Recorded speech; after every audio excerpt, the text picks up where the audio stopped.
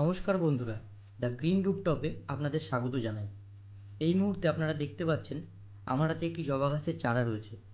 চারা বলতে এটি একটি ডাল কেটে আমি প্রায় মাসখানেক আগে এই গ্লাসটির মধ্যে বসিয়েছিলাম, বালির মধ্যে। তো এখন গাছটিতে দেখতে পাচ্ছি বেশ অনেকটাই রুট বেরিয়েছে এবং গাছটিও বেশ স্ট্রং রয়েছে। তো কাছে নিলে আপনারা দেখতে পারবেন যে এর মধ্যে সাদা সাদা যে রুটগুলো বেরিয়েছে, মোটা। তো রুট অনেক দিন আগেই বেরিয়েছিল, তবুও আমি কিছুদিন ওয়েট করেছিলাম। তো গাছটিকে এখন আমি টবে রিপোর্ট করব। তো চলুন দেখে নেওয়া যাক এটিকে কীভাবে টবের মধ্যে বসানো যায়। এখন আমরা গাছটির জন্য মাটি তৈরি করে নেব। পরিমাণ মতো মাটি আমরা এখানে নিয়ে নেব, কারণ একটি গাছ সুস্থভাবে বড় হওয়ার জন্য ঠিকঠাক মাটি তৈরি করা খুবই প্রয়োজনীয় একটি কাজ। তো আমরা এখানে পরিমাণ মতো মাটি নিয়ে নিই। তো আমাদের পিছনে যে টবটি আপনারা দেখতে পাচ্ছেন ওটি 6 ইঞ্চির একটি টব। ওই টবটিতেই আমরা এই গাছটিকে বসাবো। তো এখন যা মনে হচ্ছে যে পুরো মাটিটি হয়তো লাগতে পারে, তারপর দেখে নিই। হ্যাঁ, মোটামুটি মনে হচ্ছে পুরো মাটিই লাগবে। তো পুরো বাকি মাটিটাও নিয়ে নিই এবং এটিকে নিয়ে নেওয়ার পর ভালো করে গুঁড়ো করে নিতে হবে। কারণ মাটিটি অ্যাকচুয়ালি বৃষ্টিতে ভিজেছিল এবং তারপর এটিকে রোদে দেওয়া হয়েছিল, যার কারণে এরকম চাকা চাকা হয়ে রয়েছে। তো এটিকে একটু ভালো করে ভেঙে নিলে আর কোনো অসুবিধা হবে না। এটিকে ভালো করে আমরা একটু ভেঙে নেব এবং ভেঙে একটু গুঁড়ো করে নেবো মাটিটিকে। এবং তারপর আমরা এর সঙ্গে মেশাবো বালি, অর্থাৎ কনস্ট্রাকশনের যে লাল বালি আমার সামনেই রয়েছে, ওই বালিটি এই মাটির সঙ্গে আমরা মেশাবো। তবে মাটির পরিমাণটাই বেশি থাকবে, বালি খুব অল্প পরিমাণ নেব। এখানে প্রায় 2 মগের মতন মাটি রয়েছে, মাটিটাকে একটু গুঁড়ো করে নিই ভালো করে। তারপর আমরা এর মধ্যে মেশাবো কনস্ট্রাকশনের লাল বালি। এবং শুধু বালি নয়, তারপর আমরা ভার্মি কম্পোস্টও মেশাবো। তো চলুন দেখে নেওয়া যাক, আস্তে আস্তে আমরা এক এক করে জিনিসগুলো যোগ করতে থাকি মাটির সঙ্গে। এরপর আমরা বালি নিয়ে নেব। তো দেখতে পাচ্ছেন আমার সামনেই রয়েছে কনস্ট্রাকশনের লাল বালি। এই বালিটি আমরা পরিমাণ মতো একটু নিয়ে নিলাম। তো আরেকটু নিয়ে নেবো বালি, আরেকটু সামান্য পরিমাণ। তো এই বালিটি ভালো করে এই মাটির সঙ্গে আমরা মিশিয়ে নেব। ভালো করে এটিকে মিশিয়ে নিতে হবে মাটির সঙ্গে, এবং তারপর আমরা এর সঙ্গে অ্যাড করবো ভার্মি কম্পোস্ট। বালিটি মোটামুটি আমার পরিষ্কার করাই ছিল আগে থেকে, এবং মাটিটাও খুবই পরিষ্কার। এটিকে ভালো করে মিশিয়ে নেওয়ার পর এর সঙ্গে আমরা অ্যাড করবো ভার্মি কম্পোস্ট। তো চলুন, দেখতে পাচ্ছেন এই প্যাকেটে আমার সামনেই রয়েছে ভার্মি কম্পোস্ট। এই ভার্মি কম্পোস্ট আমি পরিমাণ মতো একটু মিশিয়ে নিই মাটিতে। একটু বেশি নেব, কোনো অসুবিধা নেই খুব একটা। তো পরিমাণ মতো ভার্মি কম্পোস্ট আমি অ্যাড করে নিলাম। তো এই ভার্মি কম্পোস্টটিকেও ভালো করে মাটির সঙ্গে মিশিয়ে নিতে হবে। এরপর আমরা মাটিতে খুবই গুরুত্বপূর্ণ একটি জিনিস যোগ করব, যেটি খুবই প্রয়োজনীয়। তো আপনাদের দেখাচ্ছি সেটি। তো আপনারা দেখতে পাচ্ছেন প্যাকেটটি প্যান্থার টিভি। এটি অ্যাকচুয়ালি ট্রাইকোডার্মা ভিরিডি। এটি একটি জৈব ছত্রাকনাশক। এটি নিজেও একটি ছত্রাক। তো আমরা এই চামচে করে একটু নিয়ে নেব। তো মোটামুটি হাফ চামচ মতো আমরা তুলে নেব। তো এখন এই চামচটি আপনারা দেখছেন, এই চামচটি অনেকটা বড়ই, সুতরাং এখানে হাফ চামচের থেকে অনেকটি বেশি রয়েছে। তো সবটা আমরা নেব না, প্রয়োজন মতো পরিমাণ মতো নিয়ে নেব এবং বাকিটা আমরা আবার প্যাকেটে রেখে দিলাম। মোটামুটি এখানে প্রায় হাফ চামচ মতো আমরা এটা নিয়ে নিলাম। এটি অ্যাকচুয়ালি একটি জৈব ছত্রাকনাশক। এর ফলে কী হয়, এটি একটি উপকারী ছত্রাক। এটি এর মধ্যে বংশবিস্তার করে এবং মাটিতে যে অপকারী ছত্রাকগুলি যেগুলি থাকে সেগুলিকে এটা ধ্বংস করে দেয়।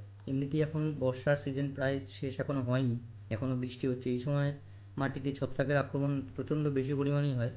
তো এটি ইউজ করলে কী হয়, মাটিতে যে অপকারী ছত্রাকগুলো থাকে সেগুলোকে এ ধ্বংস করে দেয়। কিন্তু এর একটা ব্যাপারও রয়েছে, এর সাথে আপনি কোনো রাসায়নিক কিছু ব্যবহার করতে পারবেন না কিছু কিছু ক্ষেত্রে। তো খুব ভালো করে আমি মাটিটি মিক্স করে নেবো, মাটি, বালি এবং ভার্মি কম্পোস্ট এবং এই ট্রাইকোডার্মা ভিরিডি। তো আমি আবার বলে দিই, এখানে বেশি পরিমাণ মাটি রয়েছে এবং সামান্য পরিমাণ বালি রয়েছে এবং ভার্মি কম্পোস্ট রয়েছে, এবং শেষে আমি ট্রাইকোডার্মা ভিরিডি অ্যাড করলাম। অ্যাড করার পর মাটিটা খুব ভালো করে আমাকে মিশিয়ে নিতে হবে এবং এটিকে আস্তে আস্তে এবার আমি টবের মধ্যে দেবো। তো মাটিটি আমার মোটামুটি রেডি হয়ে গেছে। এই যে টবটি আপনারা দেখছেন, এটি এটি 6 ইঞ্চির টব। দেখতেই পাচ্ছেন এগুলো ড্রেনেজ থাকে না, তো ড্রেনেজ করে নিতে হয়। ড্রেনেজ হলো আমাকে নিজে করে নিতে হয়েছে। তো এখানে দুটি ড্রেনেজ হোল করা আছে, আপনারা দেখতে পাচ্ছেন। এখান থেকে জল আরামসে বেরিয়ে যেতে পারবে। তো এর মধ্যে আমাকে দুটি পাথরকুচি দিতে হবে। তো এই যে দেখতে পাচ্ছেন এই পাথরকুচিগুলি, এই পাথরকুচিগুলি আমি এর মধ্যে আস্তে করে দুটো রেখে দেবো। যার ফলে কী হবে, ড্রেনেজ হোলগুলো ব্লক হবে না এবং জলটি, অতিরিক্ত যে জল গাছের টবের, সেই জলটি বেরিয়ে যেতে পারবে খুব সহজেই। এর ফলে রুট পচার সম্ভাবনা একদমই থাকবে না। তো আমি ড্রেনেজ হোল দুটোতে পাথর দুটো রাখার পর মাটিটি দিয়ে দিই আস্তে আস্তে করে, প্রয়োজন মতো মাটি দিয়ে দিই। তো দেখা যাক, মনে হচ্ছে পুরো মাটিটি লেগে যাবে, কিন্তু প্রথমে আমি পুরো মাটিটা দেবো না, কারণ আমাকে গাছটা বসাতে হবে। গাছটা বসানোর পর তারপর প্রয়োজন মতো বাকি মাটি আমি দিতে থাকবো।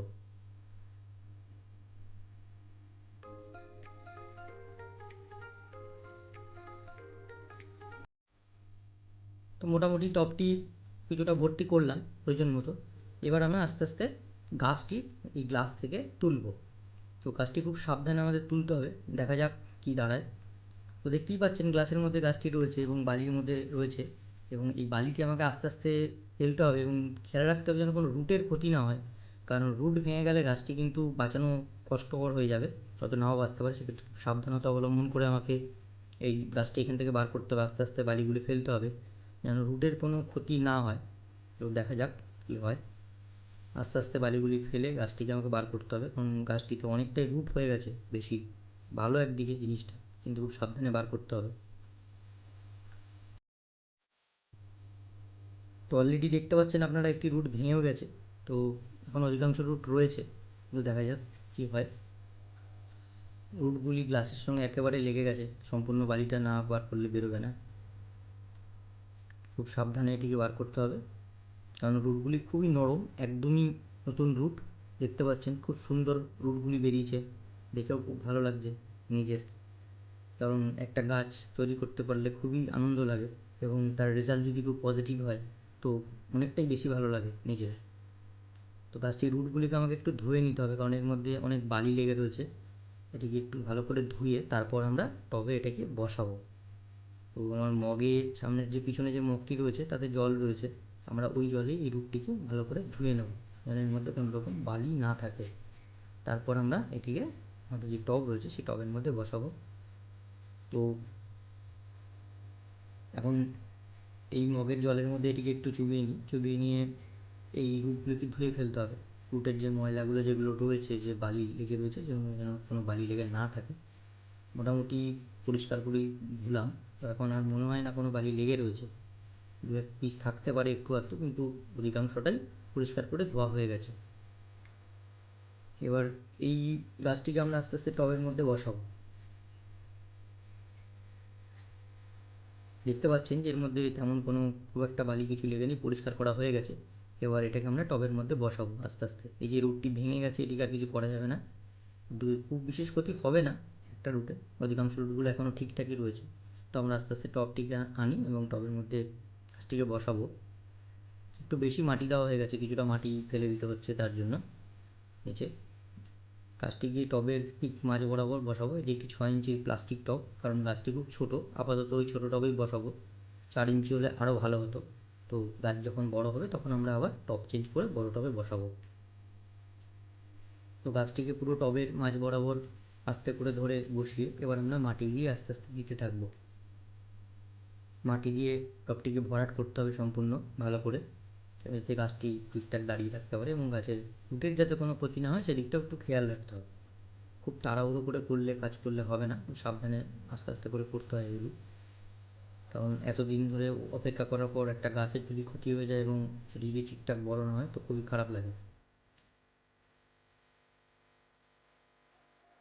আস্তে আস্তে মাটি দিয়ে আমরা টবটাকে ভর্তি করে নিচ্ছি।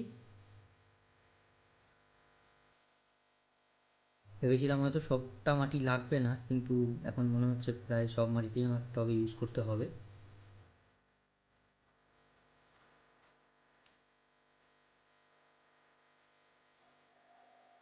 মোটামুটি টব প্রায় ভরে উঠেছে, আর একটু মাটি দিলেও দেওয়া যেতে পারে, অসুবিধার কিছু নেই। তো গাছটিকে খুব সাবধানে আমরা বসিয়ে দিলাম টবের মধ্যে, এবং অল্প কিছু মাটি ঝাড় দিয়ে আরেকটু দিয়ে দিলাম। মোটামুটি গাছ আমাদের টবে বসানো হয়ে গেছে। এরপর আর তেমন কিছু বাকি নেই, এবার একটু হালকা করে জল দিয়ে দিতে হবে গাছটায়। জল দিয়ে তারপর এটিকে আমাদের শেডের মধ্যে রাখতে হবে, কারণ ডাইরেক্ট সানলাইট এখন আনা যাবে না, তাতে গাছটি মারা যেতে পারে। দেখতে পাচ্ছেন গাছটি এই গ্লাসটার মধ্যে কেমন ছিল, বালির মধ্যে। সেখান থেকে আমরা এটিকে 1 মাস পর টবে বসালাম। এরপর এই টবটির মধ্যে আমরা একটু জল দিয়ে দেবো, খুব অল্প করে জল দিয়ে দেবো। আর এই ড্রেনেজ হোল খুবই সুন্দরভাবে করা আছে, কোনো অসুবিধা হবে না, জল অতিরিক্ত জল টব থেকে বেরিয়ে যাবে।